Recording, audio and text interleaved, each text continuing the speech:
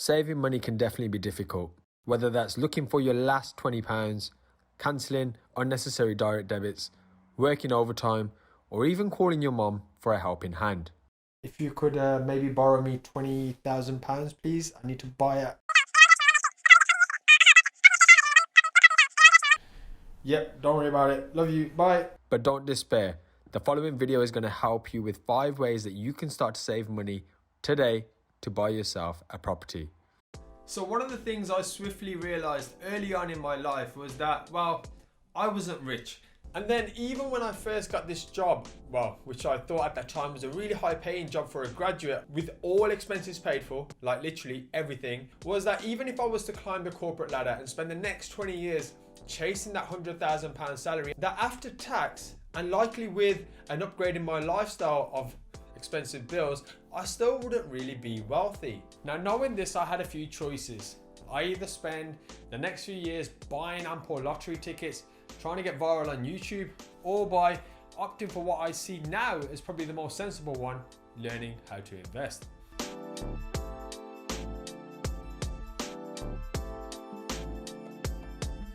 You see, investing, whether that's in yourself, property, stocks, or shares, or even collectibles that grow in value over time, is a way of having your money work for you while you are out there trading your time for it. And I realized that no matter how good I was at my corporate job, to earn more, be that through overtime, most likely, I would need to be trading my time for money. And there is something, at least for myself, just not as appealing, working all the hours in the world, having no real quality of life, and well, no time to spend that money either. So for that reason, and to stop this extremely long-winded introduction, I thought I'd run through 5 ways you can start to save money now to get investing sooner rather than later. Sound good? Of course it does. Let's roll that intro.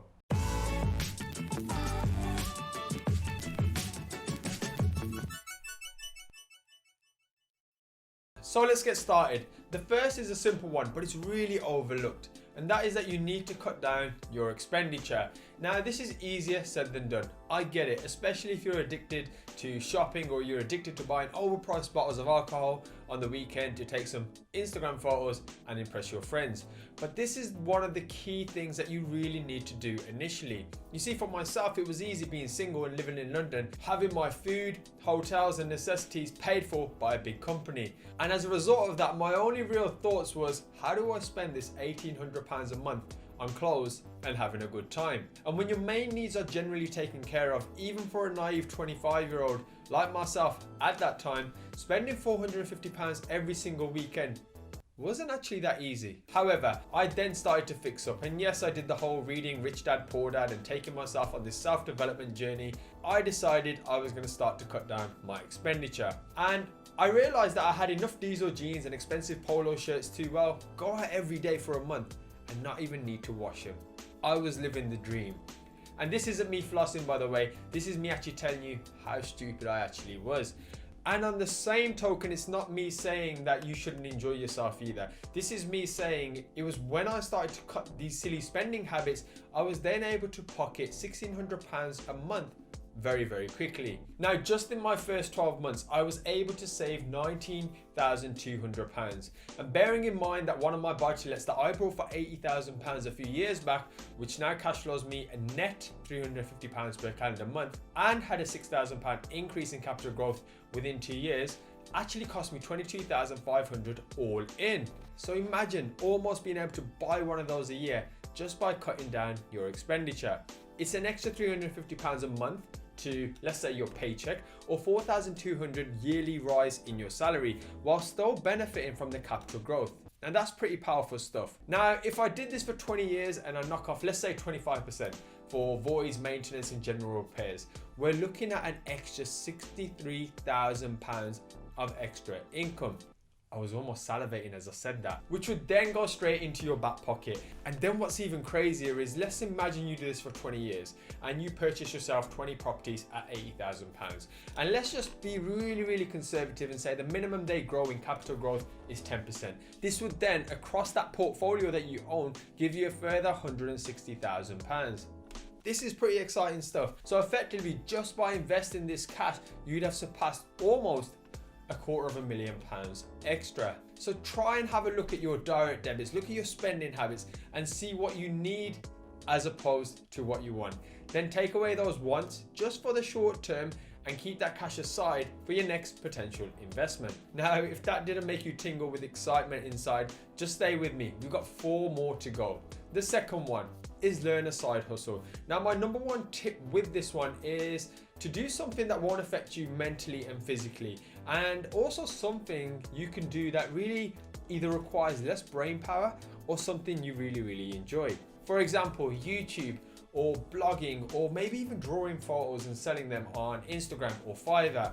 This one, for the creative minds, won't become tiresome, and slowly you will not only get better each and every time, but you'll also make a bit of extra change. And my side hustle was personal training. I did it for 9 years, and on average I'd average 3 to 4 classes a week, which would allow me to save around £400 a month, which I put aside solely for investing. Other things I did was sell gym training plans from time to time, and once they were created, most often or not, they could be repurposed pretty easily and sold again. Number 3, rent a room out in your house. Now, this was an idea I toyed around with, but I never actually took on. You see, I had the option a few times to potentially let out my flat during weekends or holidays when I was living in London, but never really took advantage. But you can easily list rooms on spareroom.com or Airbnb or booking.com, or you could even move into shared accommodation to reduce your costs to save that money to invest in your future. And I actually know a few people who've done this, and I admire their hustle. And as Gary Vee would say, eating their shit. Or is that what he says? 24 months of eating shit to be able to eat caviar for the rest of your life. Well, somebody's eating somebody's shit. But anyway, sometimes those sacrifices are really necessary. Number 4, ring all your direct debit companies and utilities. Now, unless you live with your parents, then welcome to the world of being an adult, because sadly we have bills to pay.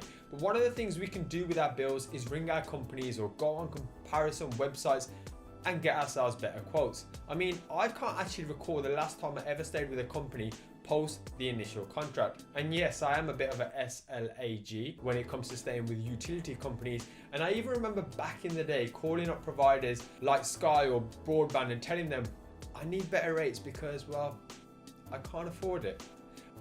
And just simply saving 10 or 50 pounds a month may not seem like a lot now, but trust me, when you get to adulthood, that is petrol for the week, that's dinner with your loved one, or you can even save that over a year for when, of course, you get those dreaded boiler repairs.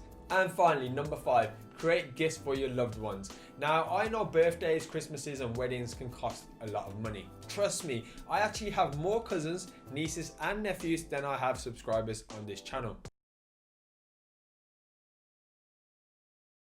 And as much as I love spending whatever I have on them for gifts, sometimes creating gifts can also work wonders too. So why not try and be more creative with your gifts? Why not try and save those pennies?